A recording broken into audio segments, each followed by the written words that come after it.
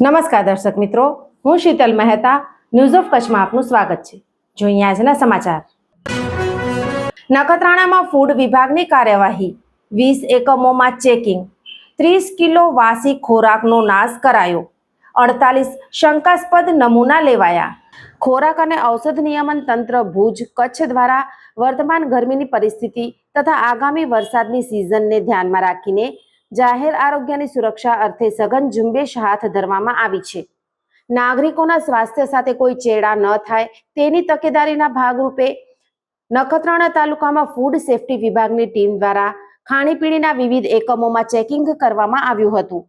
Food safety officer એમ Patel, VM Baranda અને SB પટેલની team દ્વારા નખત્રાણા બસ સ્ટેન્ડ તથા વિથોણ ચોકની આસપાસ આવેલી ફાસ્ટ ફૂડની લારીઓ, ઢાબાઓ, રેસ્ટોરન્ટ તેમજ ઠંડા પાણીની લારીઓ પર તપાસ હાથ ધરવામાં આવી હતી। આ ઝુંબેશ દરમિયાન અંદાજે 30 જેટલી પેઢીઓની ઓચિંતી તપાસ કરવામાં આવી હતી અને ગુણવત્તા બાબતે શંકાસ્પદ જણાતા 48 જેટલા ખાદ્ય પદાર્થોના નમૂના પૃથ્થકરણ અર્થે લેવાની કામગીરી કરવામાં આવી છે।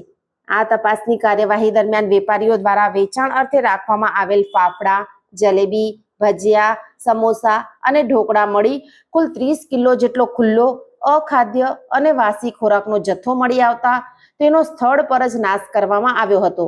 આ ઉપરાંત ફૂડ સેફ્ટી ટીમ દ્વારા તમામ વેપારીઓને ઋતુગત ફેરફારોને ધ્યાનમાં લઈ રોજિંદા કામકાજમાં હાઇજેનિક કન્ડિશન એટલે કે સ્વચ્છતા જાળવવા તેમજ ગ્રાહકોને માત્ર તાજો અને શુદ્ધ ખોરાક જ પૂરો પાડવા માટે કડક સૂચના અને જરૂરી માર્ગદર્શન પૂરું પાડવામાં આવ્યું હતું।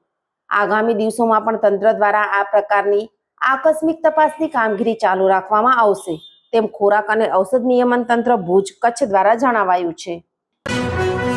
દર્શક મિત્રો, આજે તારીખ 24 જૂન 2026 આ હતા આજના સમાચાર। આવતીકાલે ફરી મળીશું, ત્યાં સુધી મને રજા આપશો। નમસ્કાર।